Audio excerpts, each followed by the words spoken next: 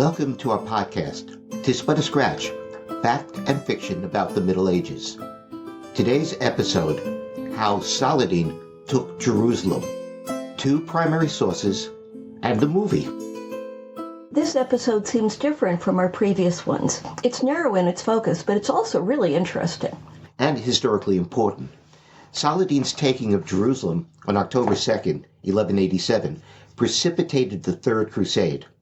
Jerusalem fell 3 months after the Battle of Hattin, which all but wiped out the entire fighting force of the Crusader states.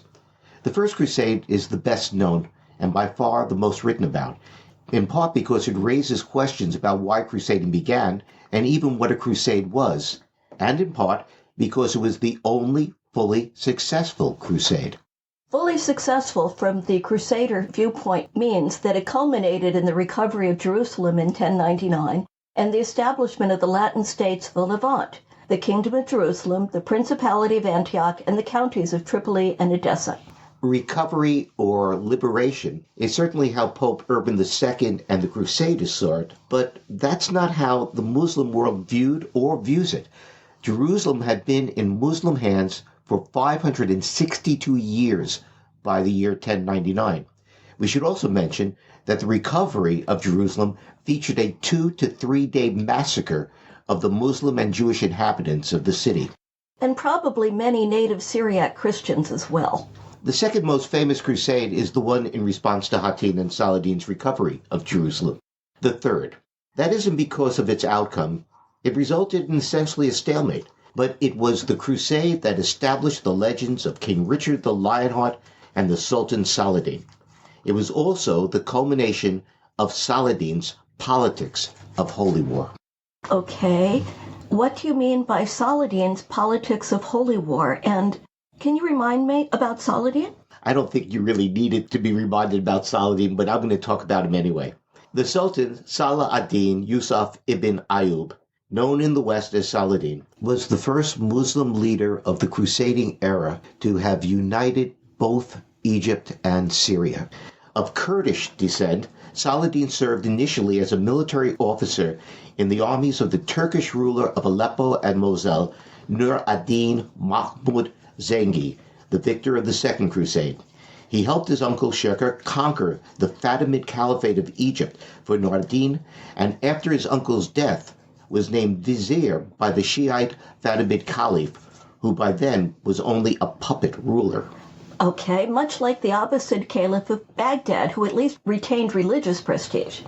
Saladin subsequently abolished the Fatimid Caliphate, took the title of Sultan, and ruled Egypt as an independent sovereign, although he continued to give lip service to Nur ad-Din.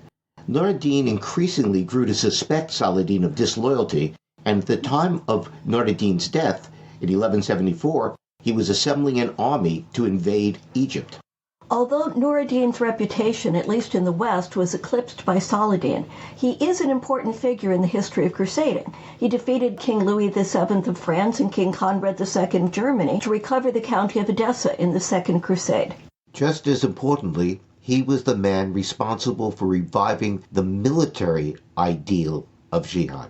Because of centuries of successful Islamic expansion, by the beginning of the 12th century, the so-called Greater Jihad, the internal battle against sinful impulses, had eclipsed the Lesser Jihad, the military jihad. The establishment of the Latin Kingdom of Jerusalem and the other Crusader states led to a revival of the idea of military jihad, but now applied to defense rather than expansion of Islam. Nur ad-Din zealously promoted this ideology. His ambition was to unite the politically fragmented Muslims of the region to wage a counter-crusade against the Christian Franks.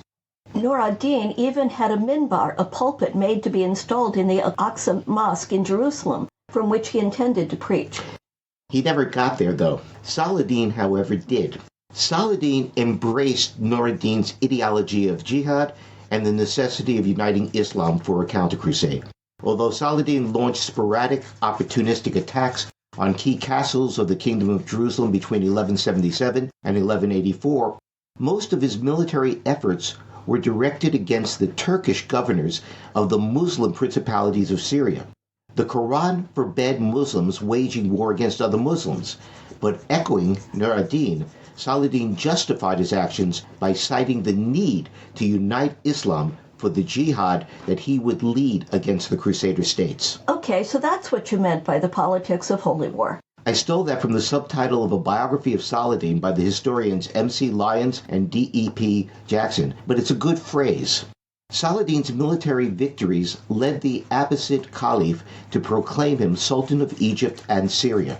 By 1187, Saladin had accomplished his goal of unification and ruled over an empire that comprised Egypt, Syria, and much of modern-day Iraq. He had raided the kingdom of Jerusalem several times, and in 1183 launched an unsuccessful invasion. But his friendly relations with several of the leaders of the Crusader states, most notably Count Raymond III of Tripoli and Balian of Ibelin, fueled doubts about his claims of devotion to jihad.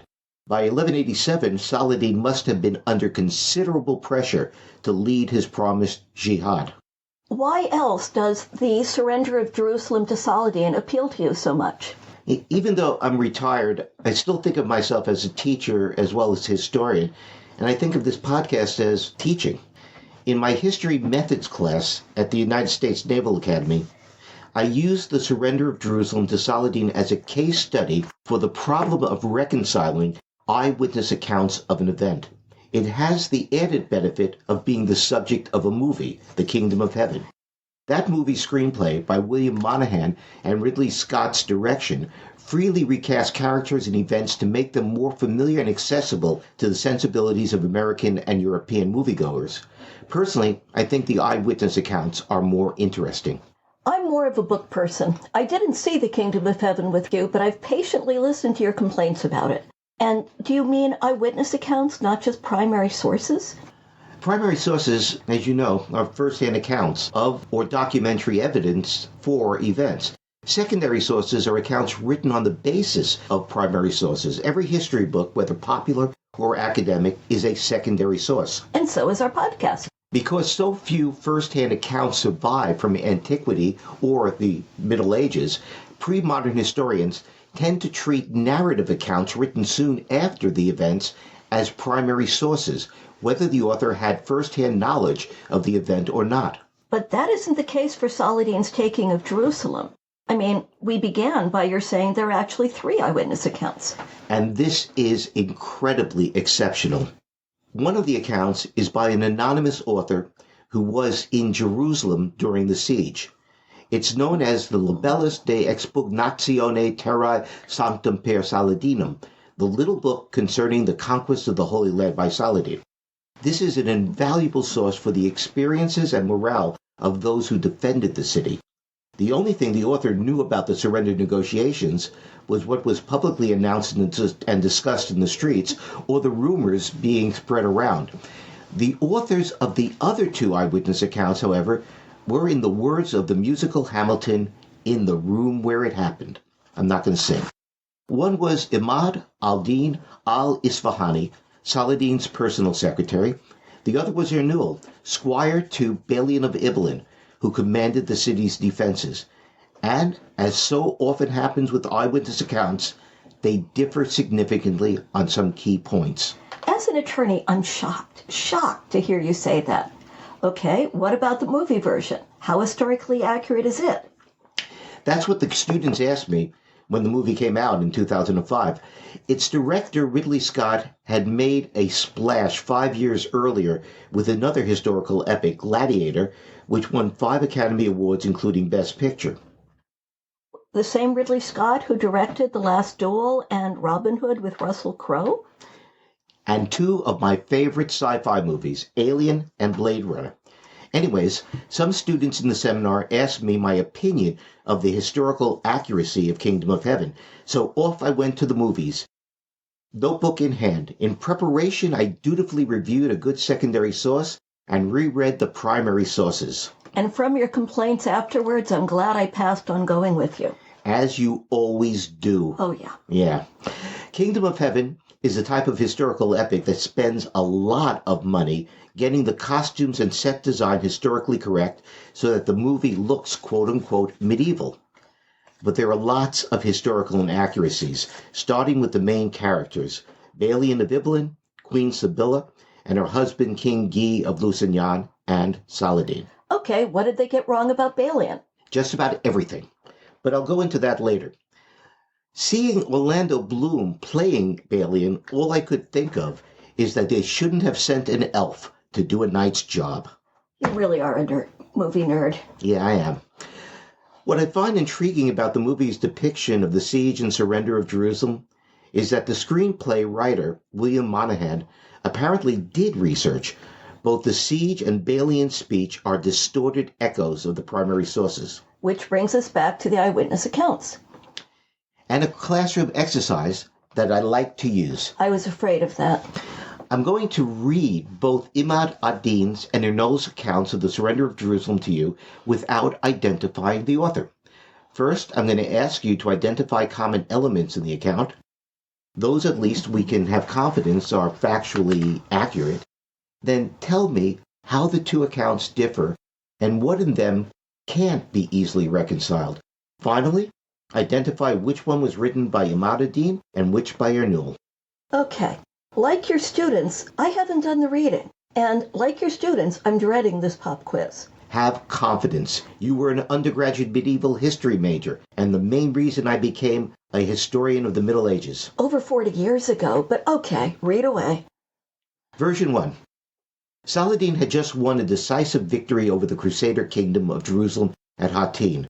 He sat in review of his chief prisoners, which included King Guy of Lusignan, Gerard de Rietford, master of the temple, and Ernoul of Chatillon, whom Saladin had vowed to kill.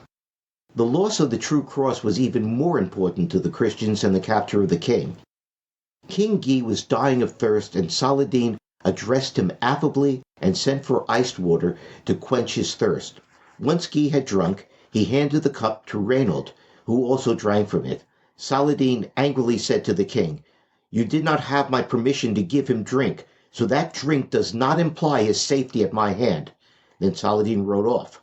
Later Saladin summoned Ernoul to his pavilion and struck him through the shoulder with his sword, and then ordered that his head be struck off. 2 days later Saladin sat on his dais and watched with joy as scholars, Sufis, ascetics, and other devout men took turns slashing away at captured Knights Templar and Knights Hospitallers. Saladin had decided that the captured Templars and Hospitallers should be beheaded rather than imprisoned, and that those who had not participated in the battle should have the honor of executing them. Saladin followed the victory at Hattin by taking the coastal cities of the Kingdom of Jerusalem. Upon taking Ascalon, the most southern port city, Saladin marched to Jerusalem, quote, to silence the church bells and to purify Jerusalem of the pollution of the Franks. Close quote. Close quote. The Frankish leaders in Jerusalem were the Grand Patriarch, Balian of Ibelin, and the heads of the orders of the temple and the hospital. Faced with the power of Saladin's great army, the Franks swore to defend the Holy Sepulchre to the death. Quote, "Here our heads will fall. We will pour forth our souls, spill our blood, give up our lives. We shall endure blows and wounds in defense of the place where the Spirit dwells. This is our church of the resurrection. Here we will take up our position, and from here make our sorties. Here our cry goes up. Here our penitence is performed. We love this place. We are bound to it. Our honor lies in honoring it. Its salvation is ours. Its safety is ours. Its survival is ours." Close quote. Saladin reached Jerusalem on 20 September and began to besiege the western wall. The Frankish defenders fought grimly, declaring, quote, "Each of us is worth 20, and every 10 we shall bring about the end of the world in defense of the church of the resurrection. We shall despise our own safety in desire for her survival." End quote. On Friday 25th of September, Saladin moved his siege engines to the weaker northern wall and began a constant bombardment. When those walls were breached, it became clear to attacker and defender alike that Jerusalem would soon fall. The lord in charge of the defense of the city, Balian of Ibelin, with whom Saladin was acquainted, asked to meet with Saladin to to discuss terms for surrender. Balian pleaded with Saladin to spare the inhabitants of Jerusalem. Saladin responded, quote, "Neither amnesty nor mercy for you. Our only desire is to inflict perpetual subjection upon you. We shall kill and capture you wholesale, spill men's blood, and reduce the poor and women to slavery." End quote. Balian responded to Saladin's intransigence with his own threat. "If we must despair of your mercy and fear your power and lose all hope of your magnanimity, and if we are sure that there is no escape or way out, no peace or safety, no grace or generosity, then we shall seek death and shall fight like men who sell their lives dearly. We shall hurl ourselves like men who rush into the attack expecting instant death. No one will be wounded before he has first wounded 10 men himself. We shall burn the houses, and we will pull down your dome of the rock and leave to you the shame of reducing us to slavery. We shall tear up the rock and leave you to enjoy the grief of losing it. We shall kill every Muslim prisoner in our hands, and we have thousands, since it is well known that each one of us spurns dishonor and honors his reputation. As for our possessions, we shall destroy them rather than hand them over. And as for our sons, we shall be quick to slay them. What advantage do you gain from this ungenerous spirit of negation, you who would only lose everything by such a gain?" Faced with the specter of the destruction of Islam's shrines and the slaughter of thousands of Muslims, Saladin called a council of his advisors. All of them were in favor of granting the assurances requested by the Franks, without forcing them to take extreme measures whose outcome could not be foreseen. Saladin saw the wisdom of this council and began negotiations with Balian for the Christian surrender. A price was agreed upon for the ransom of each man, woman, and child. Those who paid the ransom would be allowed to leave peacefully with the property they could carry. Those unable or unwilling to pay were to become slaves. On the 2nd day of October, Balian formally surrendered the city and paid Saladin 30,000 dinars for the poor, quote, "fulfilling his words faithfully and without default." End quote. Saladin exempted Sybilla, the wife of the captured King Guy of Lusignan, and other noblewomen from having to pay the ransom.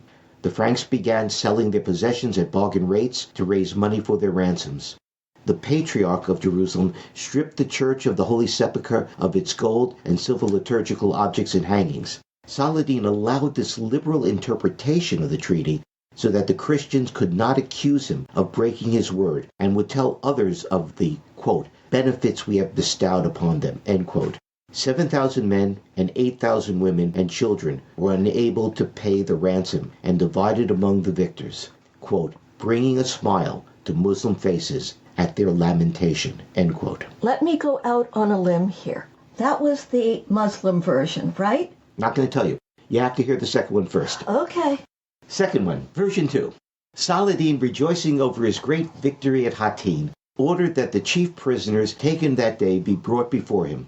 Saladin assured King Guy that he, the master of the temple, and the barons would be held with great honor. He then ordered that honey diluted with water be brought in a golden cup. He first tasted it and then handed it to King Guy to drink and said, "Drink deeply." The king, who was extremely thirsty, drank and then handed the cup to Ernoul of Chatillon, who refused to drink. Saladin then asked Ernoul what he would do if he had captured Saladin. And Ernoul said, quote, "So help me God, I would cut off your head." End quote. Enraged by Ernoul's insolence, Saladin said, "Pig, you are my prisoner and you answer me arrogantly." He took a sword and thrust it through Ernoul's body. The Mamluks standing by then beheaded Ernoul. Saladin took some of Ernoul's blood and sprinkled it on his own head in recognition that he had taken the vengeance he had sworn. Saladin followed up his victory in battle by marching down the coast of the Kingdom of Jerusalem, capturing its port cities, beginning with Acre. He gave the inhabitants the choice of remaining within the city and paying the tax customary for Christians, or leaving under his safe conduct to go anywhere they wished. His ultimate goal was to retake Jerusalem. Saladin, however, was so loath to take Jerusalem by force that he summoned to Ascalon a delegation of burgesses from the city of Jerusalem in hopes of negotiating a surrender. Quote, "I firmly believe that Jerusalem is the house of God both in your religion and in mine. I shall not lay siege to the house of God, nor shall I have siege engines bombarded, if I can have it by peaceful agreement." End quote. He bluntly told the emissaries that the city would be his one way or another. But rather than threaten them with the dire consequences of resistance, Saladin offered instead a deal. He would give the Christians of Jerusalem 30,000 bezants, that's a lot of money, to strengthen the city's defenses, guarantee them an area of 5 miles in any direction of the city in which they could freely move around, and arrange for sufficient foodstuff for the city's population to last until Pentecost, 7.5 months away. If, however, no Christian army had come to their relief by then, the burgesses would pack up their belongings and leave the city. He even guaranteed them safe escort along with their possessions to Christian-held territory. They turned down his offer. Quote, "They replied that if it pleased God, they would never surrender that city where God had shed his blood for them to Saracens under such terms. When Saladin saw and heard their answer, he swore that he would never accept Jerusalem by treaty, but instead would take it by force." End quote. One of the survivors of the Battle of Hattin was Balian of Ibelin, an old acquaintance of Saladin. Balian's wife and children were in Jerusalem, and Balian, knowing that the city was doomed to fall, wrote to Saladin asking to be allowed to escort his family to safety. Saladin, out of friendship, agreed, but on condition that Balian spend no more than 1 day and 1 night in the city. Balian agreed and took the oath. When Balian arrived in Jerusalem, however, he found that the city's defense was in complete disarray. There were few knights and fewer senior leaders. The Patriarch of Jerusalem begged him to assume command of the city's defense. When he told him that he had sworn an oath, the Patriarch said no problem and absolved him of his oath. I take this as not a direct quote. That's not a direct quote, but he did say that it was for the benefit of Christianity that he absolved him of that oath. Balian wrote Saladin to explain the situation, emphasizing that he had been compelled by duty to renounce his oath, and asked again that his wife and children be allowed to depart Jerusalem in safety. Despite Balian's breach of trust, Saladin agreed and gave them a Turkish escort to the Christian stronghold of Tyre. After taking Ascalon, Saladin was ready to move against Jerusalem. But before he began the assault, he called out once more to the people of Jerusalem to surrender the city, and told them that he would gladly honor the terms he had given them at Ascalon. However, if they would not surrender the city to him, he would begin the attack and would never let them come to terms, but would take it by force, for that was his oath. The citizens replied that he could do his worst, but they would never surrender. And so the siege began. Saladin's troops assaulted the northwestern walls of the city, but they were driven back day after day by the city's defenders, who sought it out from David's gate. Frustrated by the lack of progress, Saladin decided to relocate the siege operations to the north and the northeastern walls of the city, where there were no gates. He had 11 large stone-throwing siege engines erected to bombard the city, while simultaneously setting sappers to work to undermine the wall. Their efforts proved successful, as 100 feet of the wall came tumbling down. It was clear to all that the city would soon fall. The brave defenders, knights and burgesses alike, argued for a suicidal night attack on the Saracen army, quote, "for they would rather die honorably in battle than be captured shamefully in the city," end quote. But the Patriarch persuaded them instead to seek terms from Saladin, pointing out that a heroic sally would leave the many women and children in the city to a fate worse than death. Quote, "If we are dead, the Saracens will take the women and children. They will not kill them, but will make them renounce the faith of Jesus Christ, and they will be lost to God." End quote. Balian was sent to make whatever peace he could. As he spoke with Saladin, the besiegers breached the corner of the Tower of Jehoshaphat. Saladin, confident that the city was on the verge of falling and conscious of the oath he had sworn, refused to listen. However, the city did not fall, as the defenders managed to clear the walls and ramparts of Saracens. Saladin, disappointed and mortified, sent Balian back.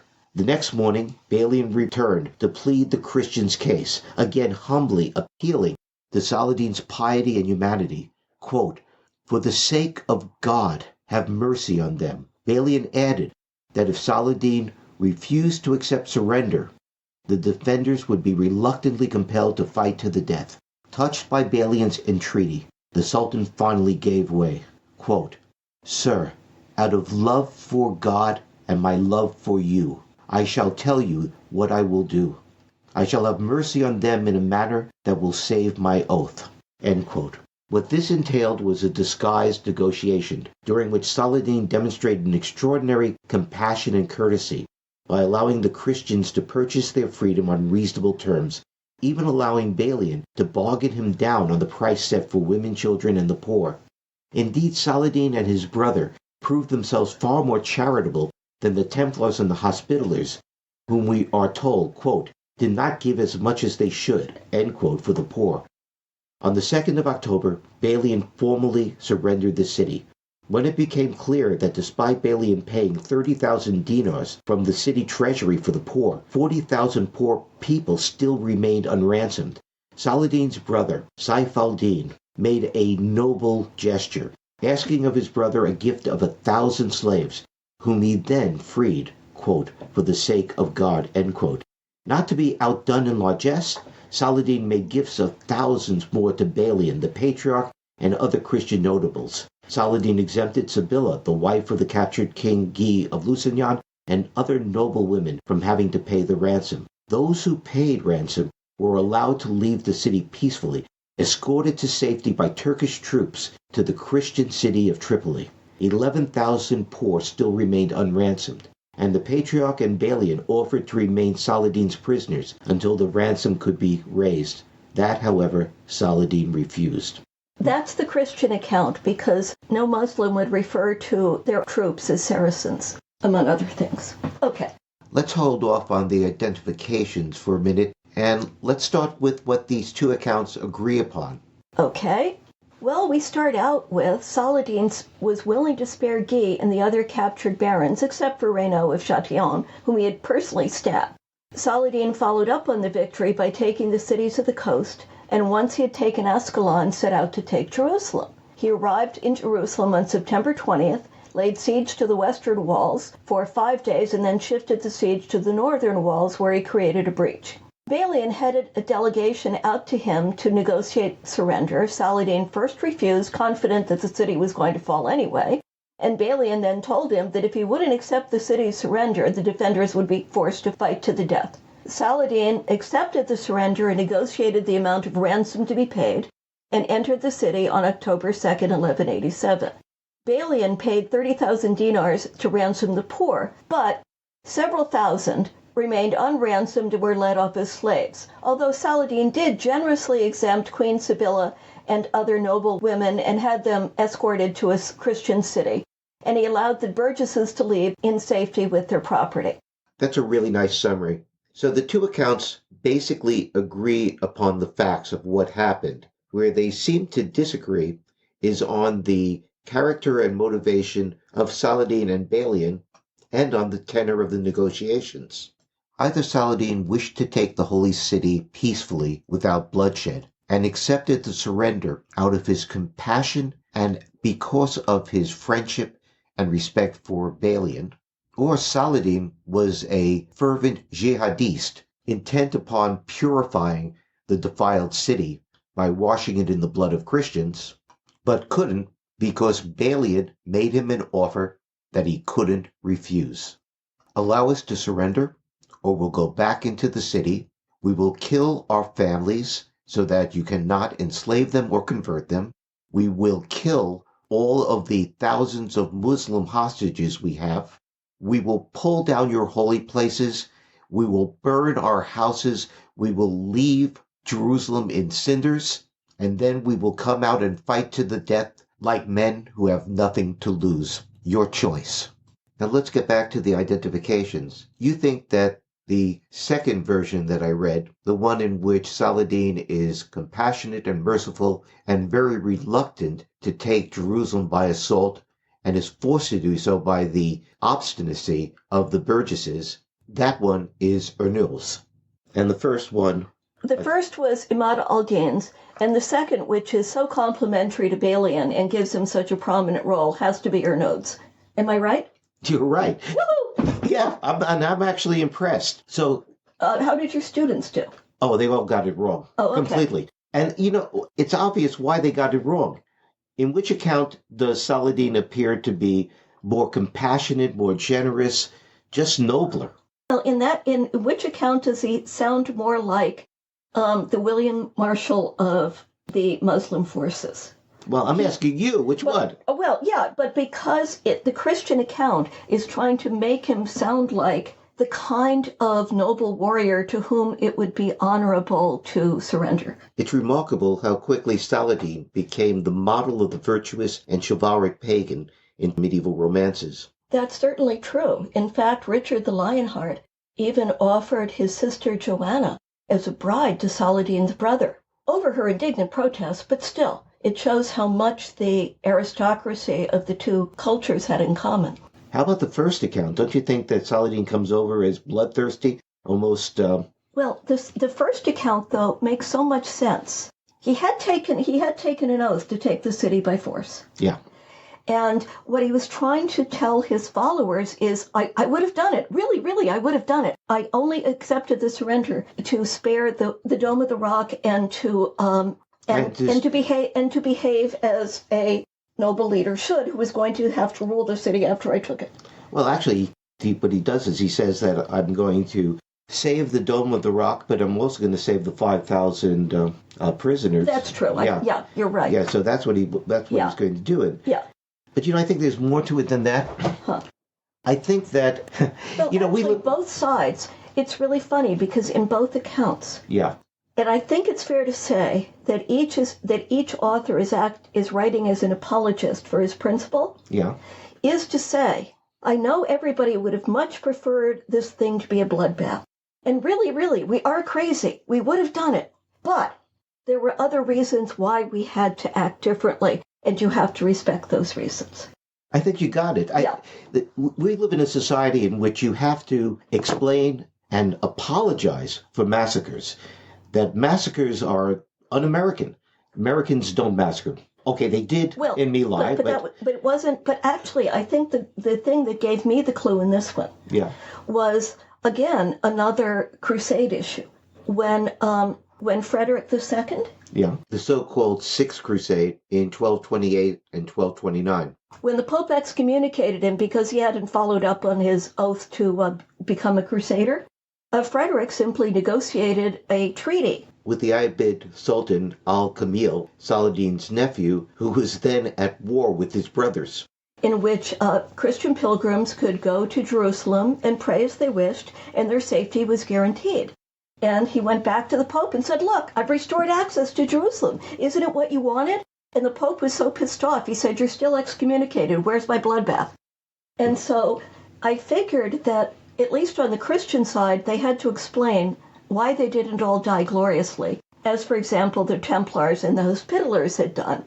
And on the Muslim side, it was the last time that when the Christians took the city less than 100 years ago, their horses' legs were covered with blood to the knees. How could you be such a wimp? Didn't they deserve to have a contrary massacre? I mean, it makes sense that each side was writing this to justify to their armchair enthusiastic supporters why they hadn't given them the bloodbath they wanted. And which God expected. You quoted Rabin of Aqui's eyewitness account of the massacre in the temple and porch of Solomon, where men rode in blood up to their knees and bridle reins, but didn't quote his conclusion. Indeed, it was a just and splendid judgment of God that this place should be filled with the blood of the unbelievers, since it had suffered so long from their blasphemies. Crusader knights and the Muslim warrior elite both saw themselves as the instrument of God's vengeance. At least the warrior elites on both sides shared a common ethos of reciprocity. Yeah. And the reciprocity works if the Christians had massacred all these Muslims in Jerusalem, we have to respond with a massacre or we're not avenging them. And that is not honorable. And Saladin had an extra problem.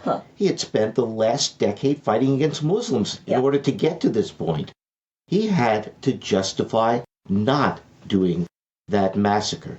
Then it was very prescient of Balian. I mean, the city's going to be undergoing a siege.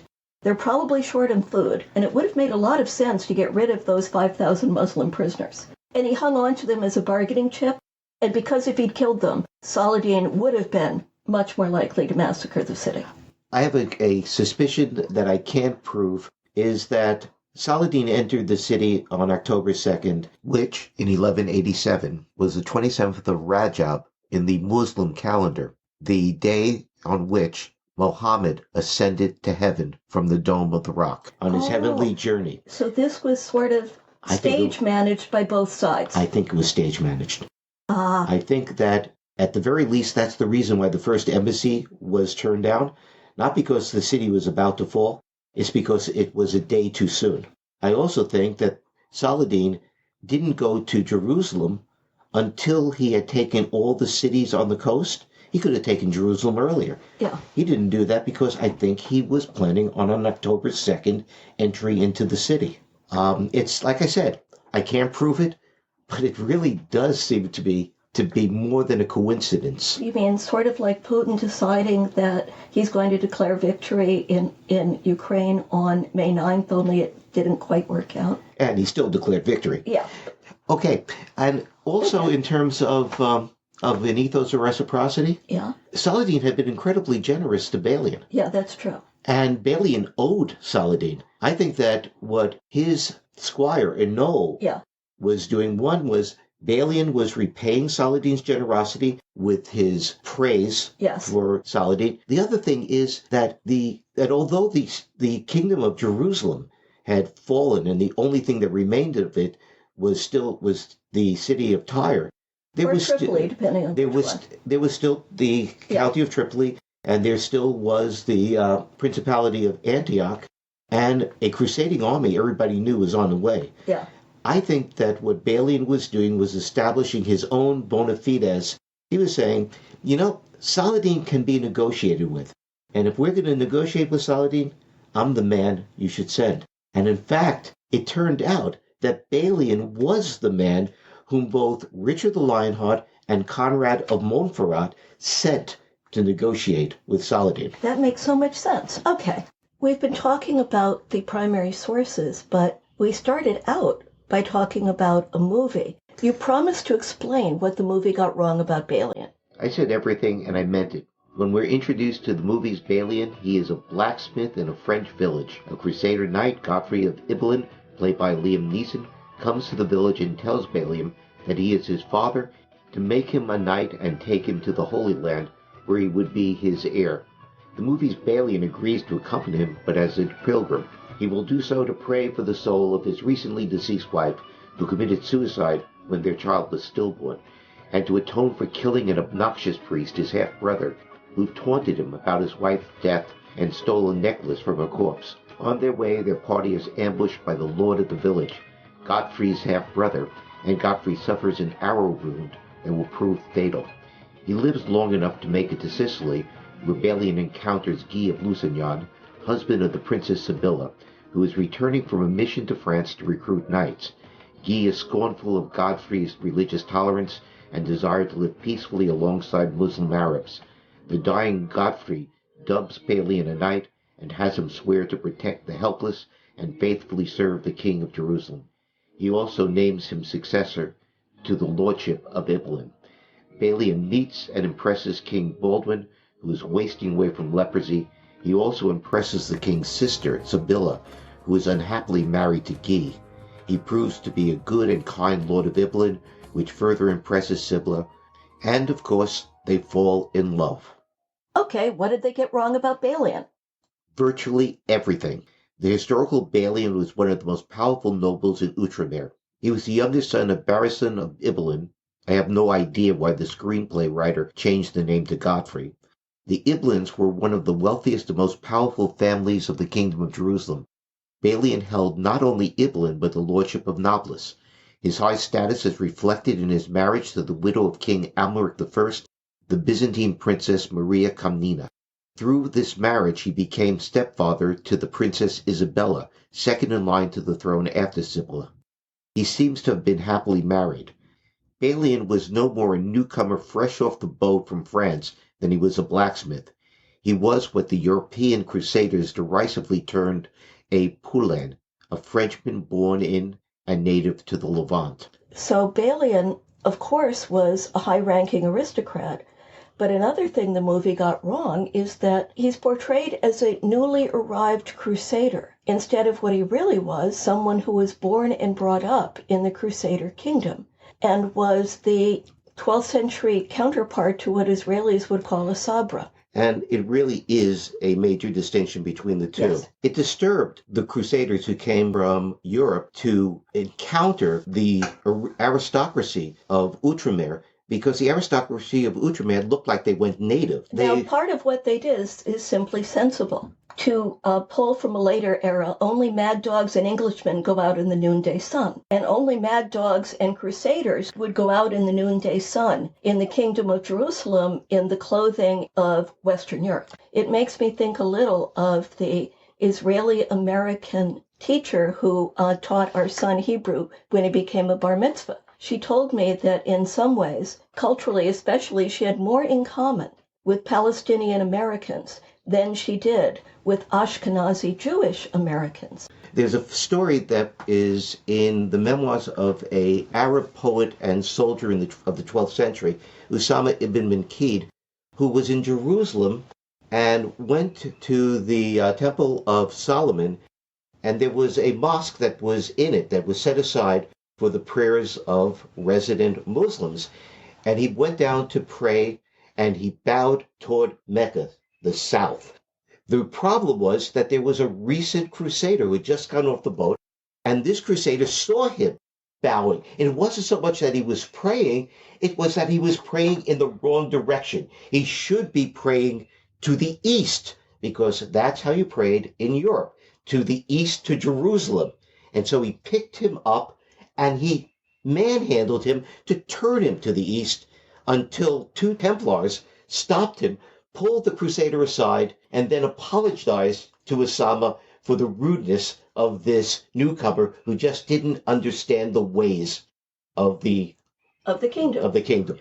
The movie's only marginally better in its representation of the other historical characters. Guy of Lusignan is especially trashed, and no one who saw this movie could have ever imagined that the real love story was between Guy of Lusignan and the Princess Sibylla.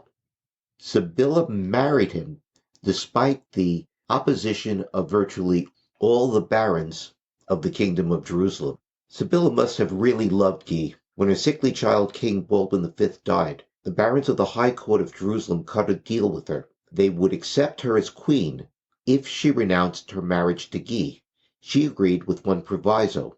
If she did this, she alone would choose her next husband. The deal was struck, Sibylla was crowned, and then she introduced to the barons the man she chose to wed, Guy of Lusignan. We could go on about the differences between the movie and historical reality, but we were running out of time. So here is how the movie presents the surrender of Jerusalem. They must ask terms. Convert to Islam. Repent later. You've taught me a lot about religion.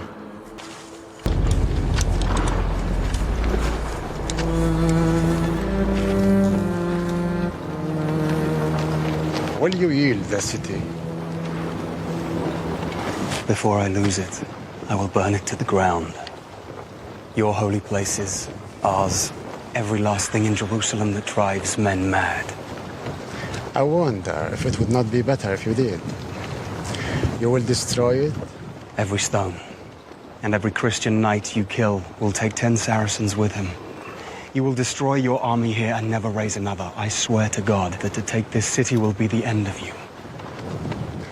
Your city is full of women and children. If my army will die, so will your city. You offer terms, I ask none. I will give every soul safe conduct to Christian lands. Every soul. The women, the children, the old, and all your knights and soldiers, and your queen. Your king, such as he is, I leave to you and what God will make of him. No one will be harmed. I swear to God. The Christians butchered every Muslim within the walls when they took this city. I am not those men. I am Salahuddin. Salahuddin. Then under these terms, I surrender Jerusalem. Assalamu alaikum. And peace be with you.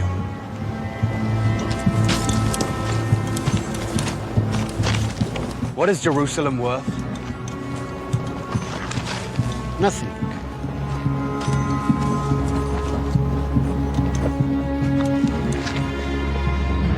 Everything. Okay, El, so tell me, what did the director Ridley Scott and the screenplay writer William Monahan do with the sources? The way the filmmakers use the sources is really interesting. They tried to get the externals right, and they even used some of the language, but they gave a completely different impression, one that would be palatable to 21st century Western audiences. Okay, whose language did they use? Did they use Ernoul's or did they use Imad, Aldin's? That's interesting. They actually used Imad's. Yeah, they did, but they made some changes. One of the biggest differences between the accounts of Ernoul, Balian, and the movie is in the eyewitness primary sources. We learn about the negotiations for the ransom, how much ransom was paid, and the fact that there were about 15,000 poor people who weren't ransomed and ended up being divided among the Muslims as slaves. Both Ernoul and Imad thought this ransom to be just and moderate, but contrast it with what Saladin says in the movie. I will give every soul safe conduct to Christian lands. Every soul. The women, the children, the old, and all your knights and soldiers. No one will be harmed. I swear to God. A demand for any ransom, no matter how reasonable, would have spoiled the movie's portrayal of Saladin as a political and religious leader whom modern audiences could admire. It's not only historically not true, it's historically incomprehensible. That's just not how warfare worked at that period.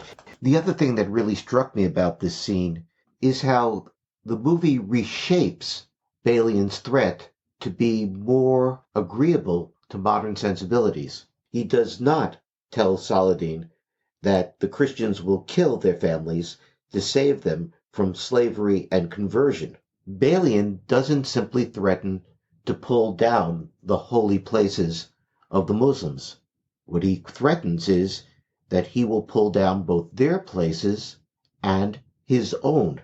As he puts it, he will destroy every last thing in Jerusalem that drives men mad. And instead of being shocked, Saladin's response is, I wonder if it might be better if you did. This simply is not medieval. Actually, that's very funny, because a threat to pull down the Christian holy places might have actually sounded good to Saladin. I mean, to the extent that they're not also Islamic holy places, because it would limit the incentive for more crusaders to come. And it would never have happened. Yeah. And Saladin's response, that may not be a bad idea, is just ludicrous. It's also hopelessly anachronistic, but then again, this is a movie, it's not a documentary.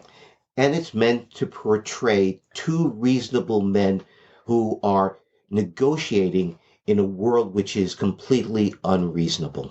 Like I said, anachronistic. Like most medieval movies, Kingdom of Heaven is not really about the Middle Ages.